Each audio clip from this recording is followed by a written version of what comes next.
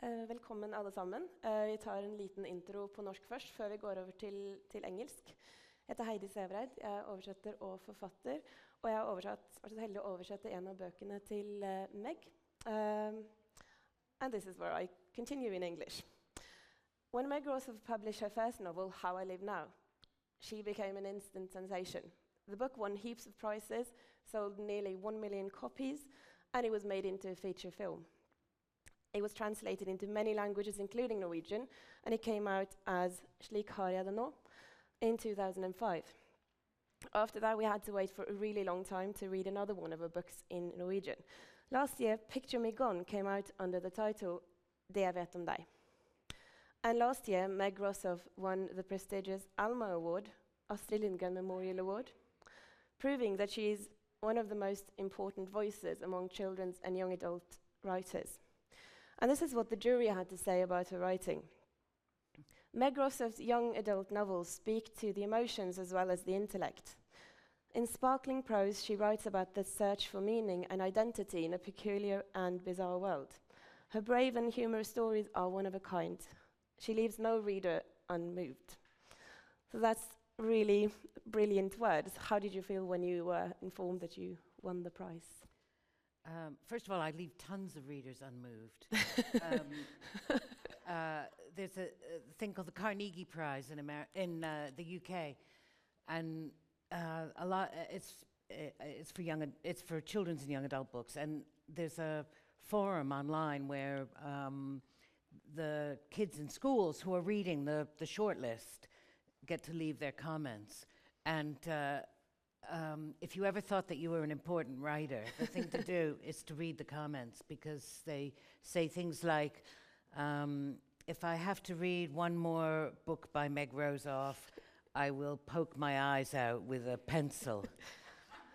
So obviously I do leave some readers unmoved, but I was thrilled. I was thrilled to win the ALMA, and I was completely shocked as well. I mean, really, really shocked, because I'm not ridiculously modest. I think I should win some awards, but I never in a million years imagined that I would win that one.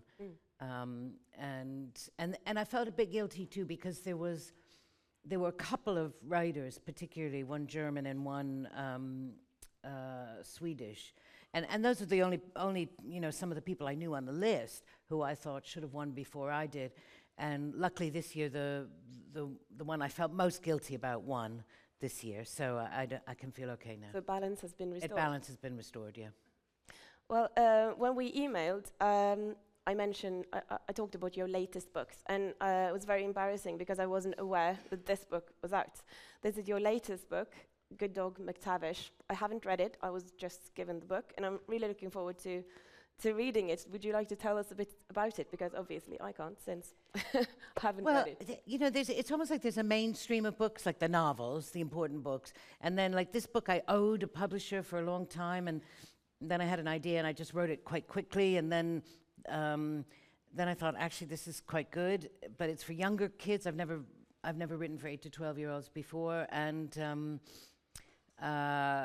then we sold it to America, and they want a series of it now. And basically the idea is that there's a rescue dog, and the dog is in fact McTavish. This is McTavish, who I met in the park walking my dogs. And I told the owner that it was going to be called Good Dog McTavish, and she said, no, you should call it Bad Dog McTavish. But I was thinking about how people go in to rescue a dog from a shelter, but really it's the dog who rescues you. And so this is a dog who takes on a family, and he looks at them and he thinks, oh God, they're badly trained, they've had unfortunate experiences in their early life, and I really should just get a nice, sensible, easy family. But in the end, he sort of looks at their little sad faces and he decides to adopt them.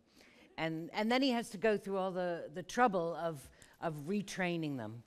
And it takes a lot of patience, but eventually he molds them to be the family that he wants them to be.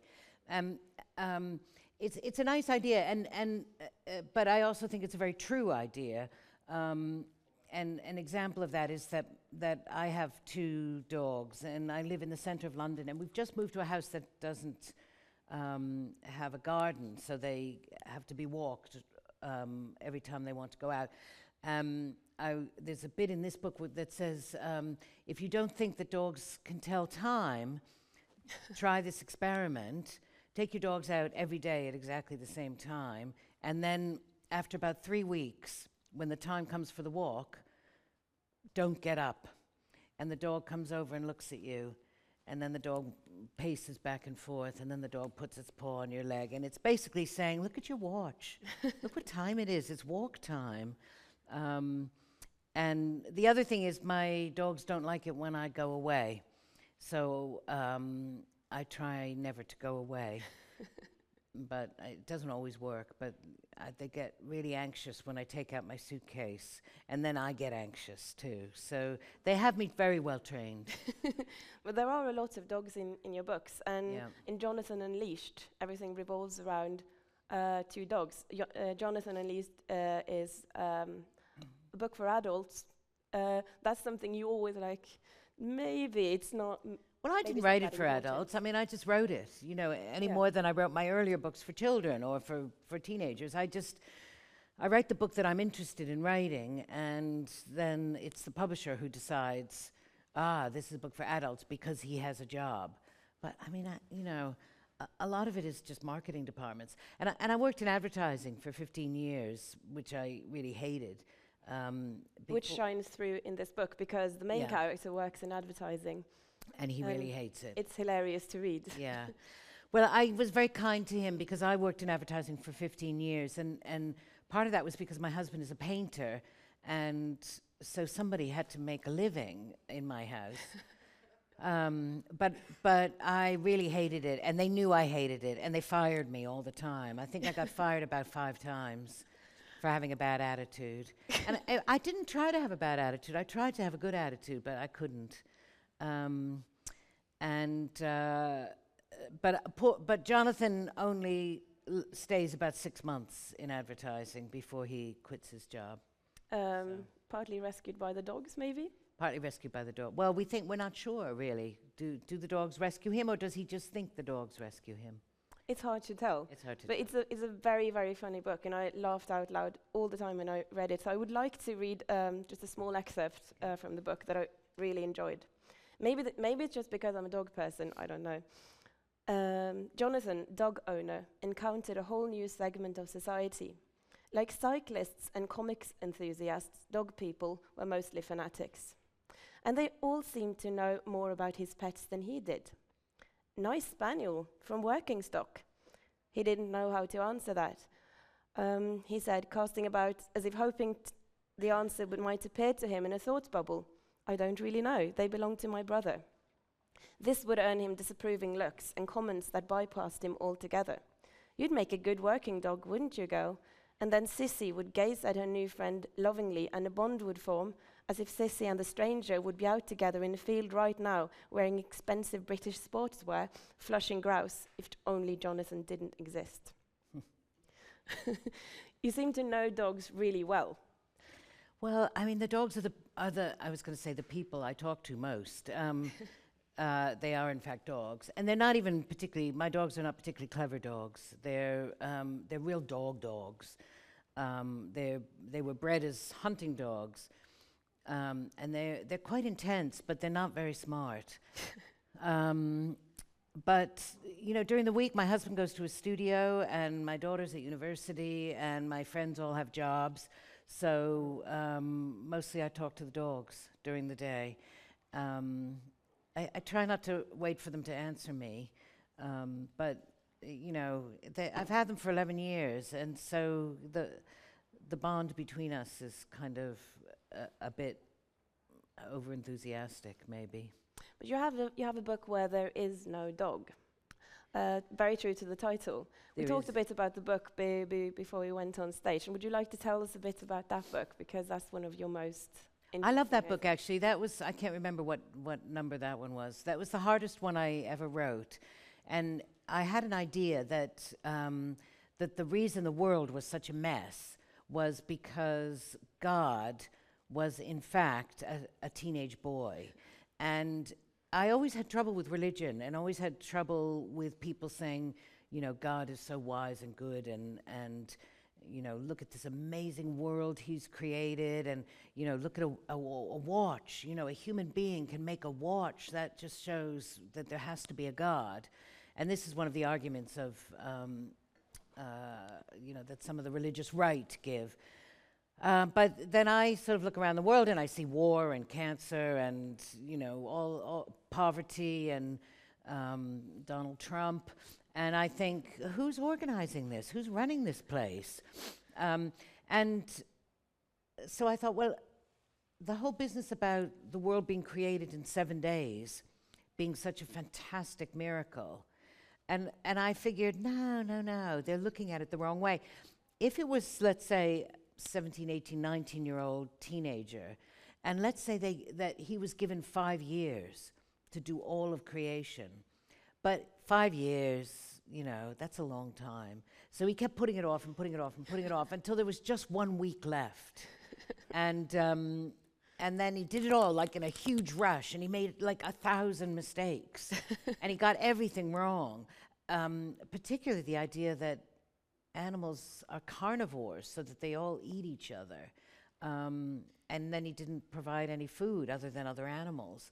So, you know, if you look at the world from that point of view, and that he had 7 days, he didn't even use the 7 days. He did it in 6 days, and then he was tired, you know, and he wanted to go back to bed. So I started out with that idea, and then started writing the book, and it was a nightmare to write, I think. Why? I'm not very good at plot.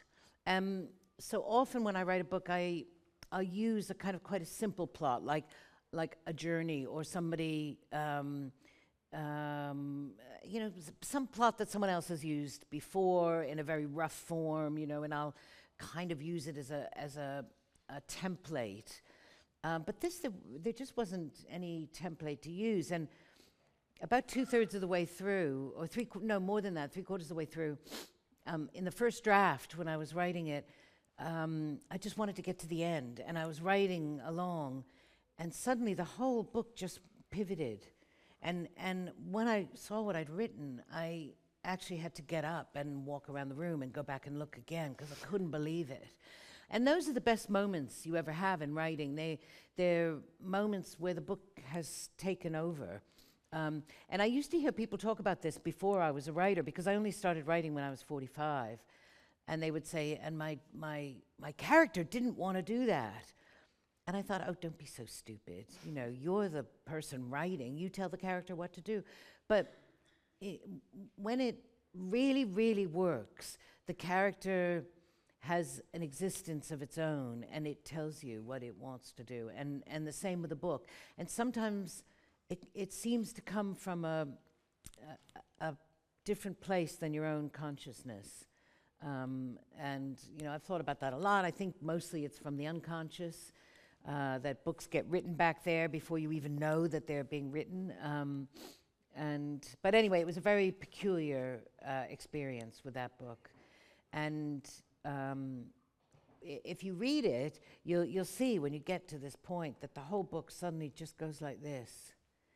And I wasn't expecting it, basically.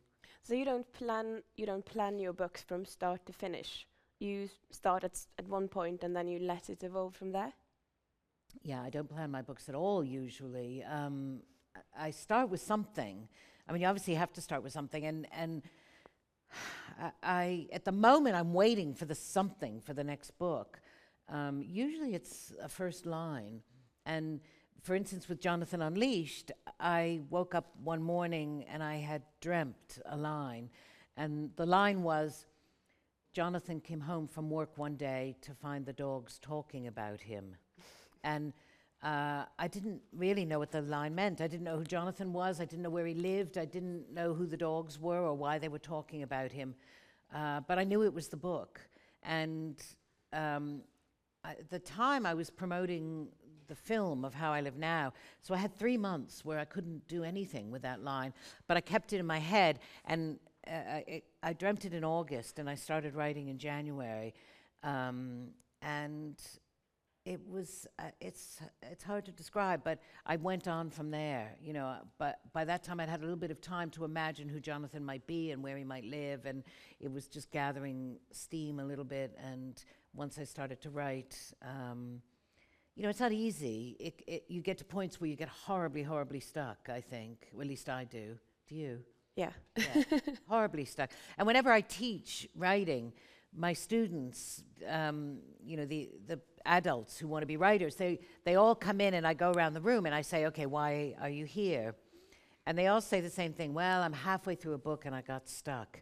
And I want to get a baseball bat and say, look, you idiots, that's what happens with every book ever written. It's not because you're an amateur. It's because that's what happens. You get halfway through and you get stuck. And sometimes I go over and I, you know, just drop the whole manuscript in the bin if I've printed it out.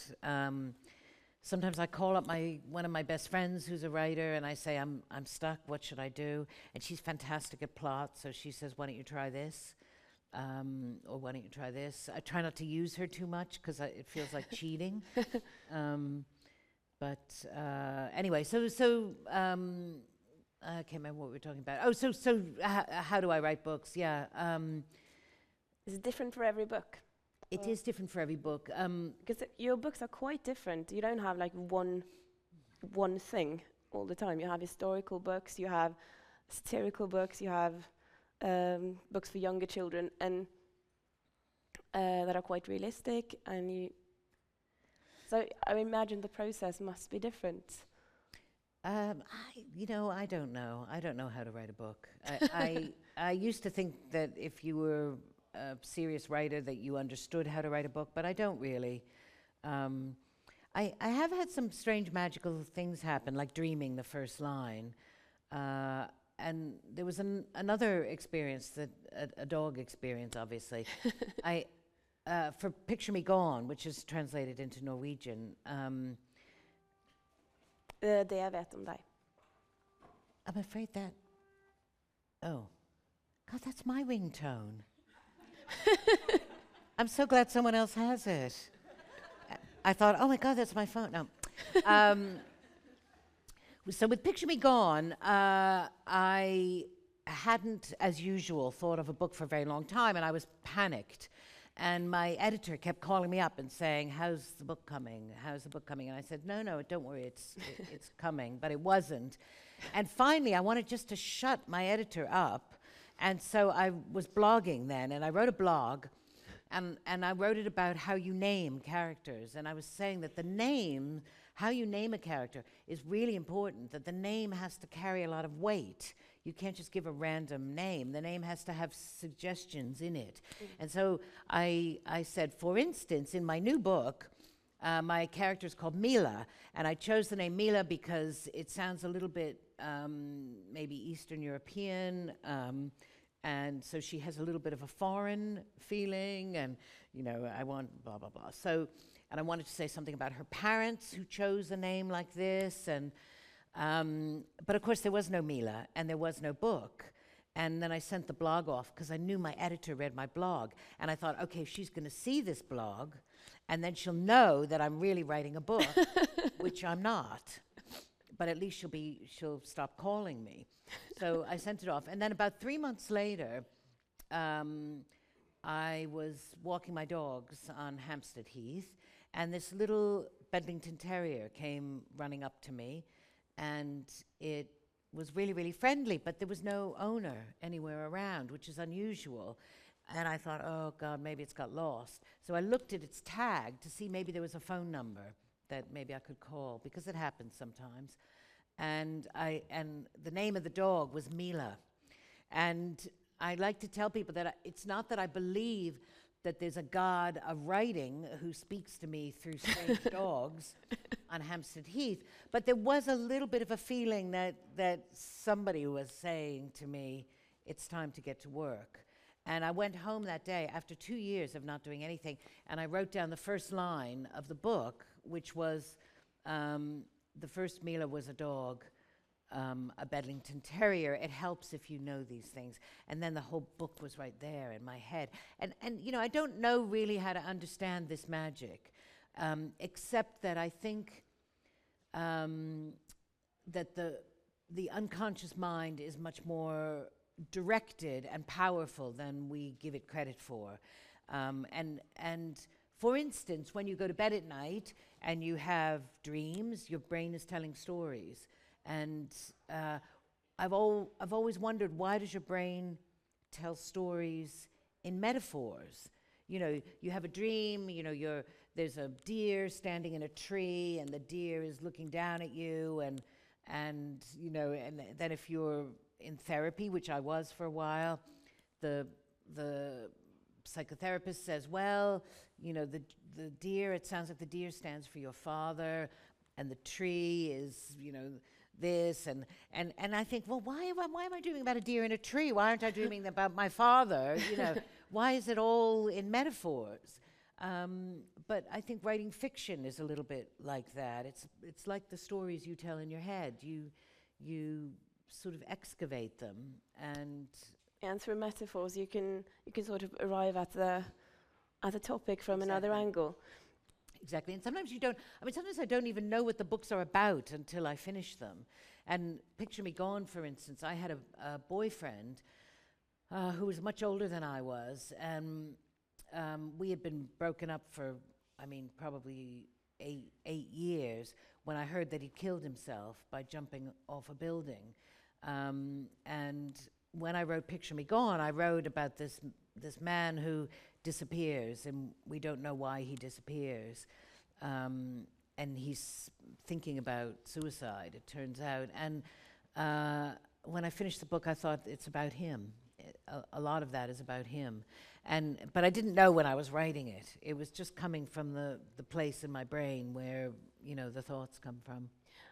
When I read what the jury had to say when you won the ALMA-prisen, it said that grown-ups are in the periphery. And I was really surprised to read that, because when I read your books, it seems to me that they are very present, like in Picture Me Gone. It does revolve.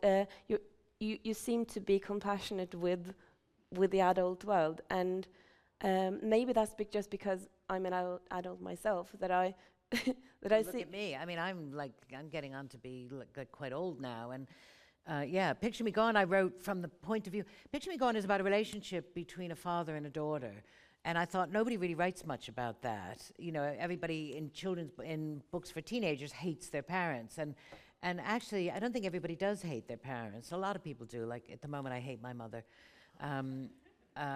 but my husband and my daughter actually have a really good relationship, because she's an only child, and my husband is completely he's a painter, and he's always losing his keys and wandering around not knowing where he is. And my daughter is very organized, and she loves him, even though she rolls her eyes all the time. And I was thinking about how adults lie to children without meaning to, you know, that sometimes our intentions are really good, but we end up telling children lies. And I tried to bring my daughter up without telling her too many lies. I mean, a great example is that when she was about 4, she said, "Mummy, is there any such thing as God?" And I said, "Well, your father and I don't believe in God, but some people do, you know. I don't know whether there's a God or not. You know, you, 4 years old, you have to make up your own decision. Eventually you will."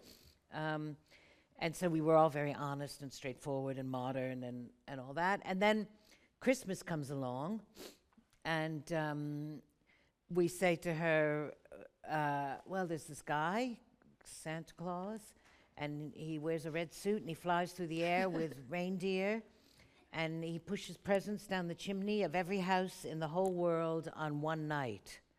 And she goes, "Really?" And I'm thinking, oh God, you know, this is like the biggest lie I've ever told anyone.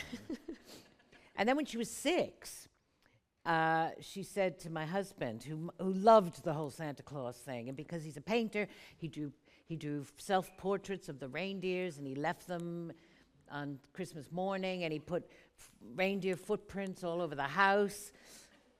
And I was going, oh, please don't do this. This is just such a horrible thing to do to a child.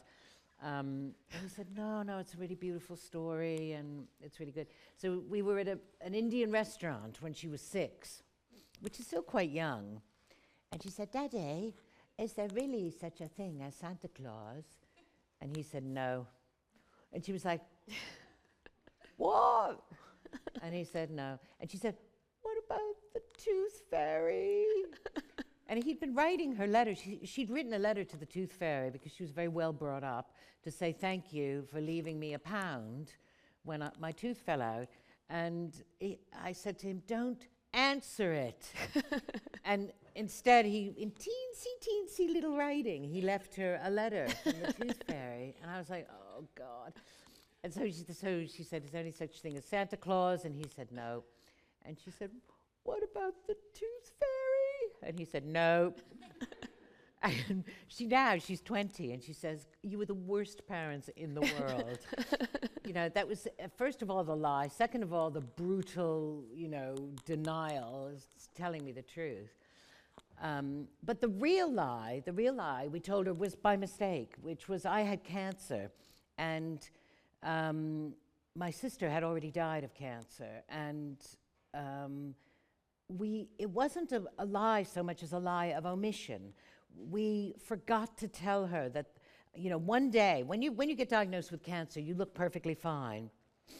And then 2 days later, I went into the hospital, and I'd had an operation, and I came back with, tubes in my arm, and then all my hair fell out from the chemotherapy, and then I had purple lines all up my arms from the drugs they were giving me. And we never said to her, the reason that I'm so ill is because of the treatment. We just sort of forgot. And that was kind of a lie of omission, but she got more and more frightened, and she didn't dare ask because she thought I was dying. And, so that's the kind of things that you run into as a parent that you don't mean to do,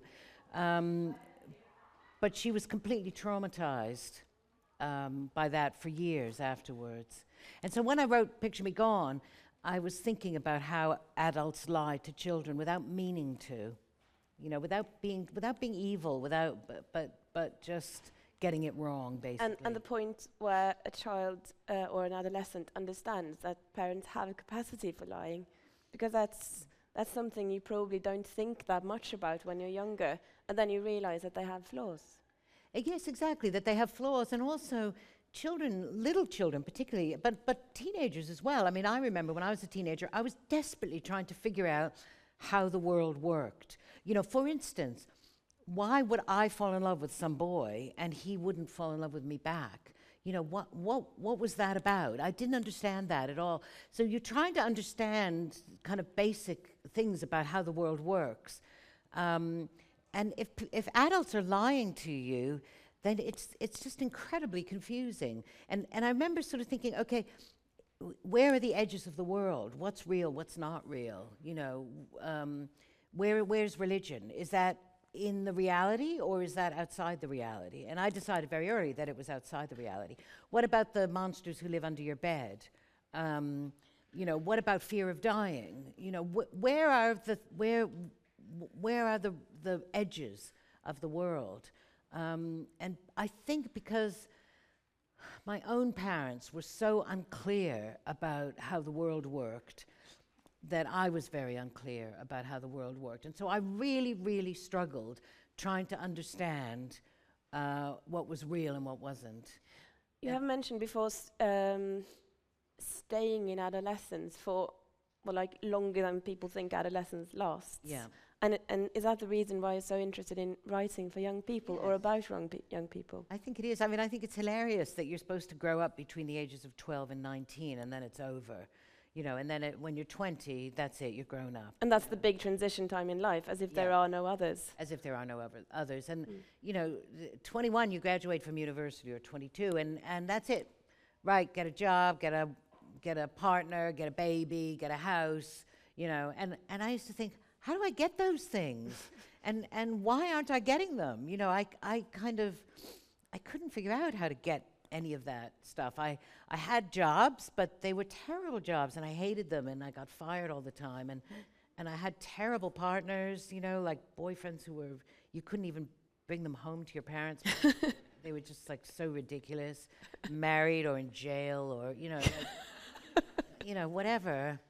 And so I couldn't, I knew there was a way to be a grown-up, but I couldn't get there. And in the end, I realized that, you know, getting there is a myth.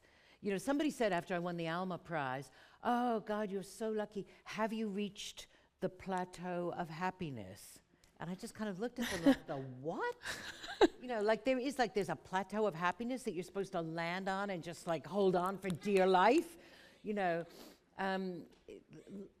So this idea that there is a structure to life, that there are rules to life, is completely false. But it took me 40, 50, you know, 60 years to realize that. And now I realize that, you know, if you learn a little bit every year of your life, then even though you're still making ridiculous mistakes all the time, that, you know, maybe when you know, a day before you die, you know, you've got a little bit more wisdom than you had back when you were 12.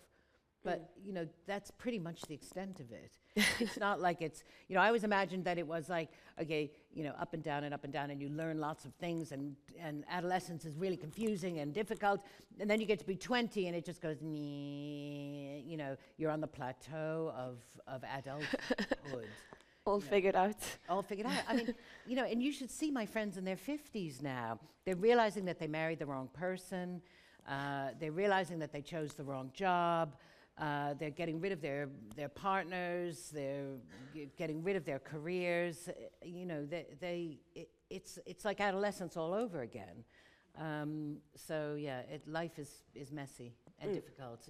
But you know, the thing to do is to keep thinking and to keep asking questions all the time. And if you're lucky, you just get a little bit wiser every year. We need to talk a little bit about one of your latest books that you wrote in collaboration with Mal Peet, Beck, because that was a book that he wrote most of it, as I understand, before he died. He wrote most of a draft before he died, and some of it is exactly as he wrote it. He was one of my best friends, and when he called me to tell me that he was dying, basically, I just wanted to do something. You know, it's the most helpless feeling in the world when your friend says the drugs aren't working. And I didn't want to say, you know, when are you going to die? But I knew it was going to be soon. And so then he said, he sort of changed the subject. And he said, I wish I could have finished the damn book. And there was something I could do. So I said, yeah, I'll do it. And I didn't know anything about the book. I didn't know what it was about. I didn't talk to him about it ever. But his wife sent it to me a month after he died. And I read it, and I thought, yeah, I can fix this. And it was like taking over the baby of a friend of yours who's died. You don't spend the whole time thinking, what would my friend have done with this child? You know, the child wants a snack, you know, or the child isn't happy at school. What would my friend have done? I didn't do that. I just sort of said, okay, the child is hungry. I'll give it something. You know, the child isn't happy at school. I'll figure out what to do. So I treated the book exactly as if it was my own book. Yeah, you didn't try to mimic his voice in any way. No, I couldn't. You know, I couldn't write the way he writes exactly, but somehow I merged us together. And most of the people who've read it said they can't tell which is him and which is me. Yeah, that has been my experience too. Yeah. It's definitely a different tone of voice than your other books, but then again, your books are very different. Yeah. But the book is an historical book about a biracial boy called Beck. Yes, and there was I mean, it's an extraordinary historical subject that between about 1860 and 1960, orphans in the UK were just sent away. they were sent to Australia or they were sent to Canada, and they were horribly abused, a lot of them, sexually abused by priests and used as slave labor in Australia, this emerging country, and in Canada, which was also an emerging country, and they needed children to work on farms, and they were just treated like slaves. And so this is the story of this half African, half English boy who's sent to Canada and abused and treated badly. And he you know, it's sort of a typical, for me, it's like a journey of discovery. Will he ever find a place for himself in the world, was the question. And, you know, I had to figure out sort of where that place might be. Did you have to read a lot of history? Did you have to do lots of research, or was the groundwork done by him? Well, he had done most of the groundwork, but I had gone through a period in my life where I was obsessed with Canadian novels from about that period. So I knew quite a lot about it anyway. And, you know, it's the great thing about reading lots of books is that stuff sticks in your head and you don't even know that it's still there, but you can pull it out and use it sometimes. So do you tend to use the things that are already there, or do you sit down and explore new topics? Because, for instance, when you write about sailing, is that something you have intimate knowledge of yourself? In What I Was, there's a lot about boats. Yeah, it's funny you should ask that, because I'm the worst dilettante in the world. I can do like 1,000 things really badly. And one of those things is sailing. I grew up sailing, but I was quite a bad sailor. I was okay as a crew when somebody was telling me what to do all the time. But I know my way around a boat. And same with riding, horseback riding. And horseback riding, I was a fanatical horseback rider, but I was never that good. I wanted to be really good, but I never was that good. But you know, I worked at it. You know, I was a complete devotee for, you know, 15 years of my life. I spent every day around horses. So I haven't written the real horse book yet, but I will someday, I think. It's in the cards. It must be in the cards, yeah. You worked a lot with animals. You worked in a zoo, as I understand. I did, yeah. Yeah, that's something you can. And there is no dog. There are a lot of scenes from a zoo. Yeah. So what did you do when you worked in the zoo? Well, it wasn't a zoo actually that I worked in. I worked in the animal room of the Science Museum in Boston, and I was responsible for cleaning the cages, because I was only about 15, and also for feeding the animals. And it was hilarious. The snakes all escaped, and then they went underneath you know, there were sort of piles of snake cages, kind of. And underneath there was a space about this much, and I was always having to put my hand in to try to feel around if I could feel the snake. So I got bitten by every possible animal. But I loved it. I always loved animals, and I just loved being around them. And I wasn't scared of snakes. But there was a 24-foot anaconda who we had to feed rats, live rats to. That was a bit distressing. But all these experiences are useful. But all these experiences, they sort of come out. And you know, it's the great thing about being a writer is that every single terrible, miserable thing that happens to you. So every time you have a fight with your sister, or you're not speaking to your parents, or you know, you get in a car accident, or you fall off a horse and end up unconscious in a field, all of which has happened to me. You think, oh God, this is really terrible. But then later you can use it in a book. So it's quite useful. We're almost up for time, but I would like to ask you one more thing. What do you yourself read? What do I read? I read everything. At the moment I'm reading a book about, it's called The Sorrows of Mexico, and I heard a woman speaking about Mexico, and for some reason I'm really interested in Mexico at the moment, and it's a collection of essays about how terrible the political situation is in Mexico. Before that I was reading, you know, books by an English female writer called Elizabeth Jane Howard, who writes about marriage and domestic life during the 2 wars. I mean, I kind of, anything that's well written, I think I'll read. A lot of books I read a few pages in and then I get rid of them. But I'm kind of a style fanatic. I really love beautiful writing. Even if that beautiful writing is very clean, very, very basic, like a journalist, I don't mind. So do you read while you write, or do you kind of separate that when you are in the process of writing a book? I read more when I'm not writing. And at the moment I'm not writing. And I think I read a lot when I'm not writing, hoping that something sparks and, gets me started. So I'm in a very panicky state at the moment. Hopefully in 6 months I will have started a new book and then I'll be a little bit calmer.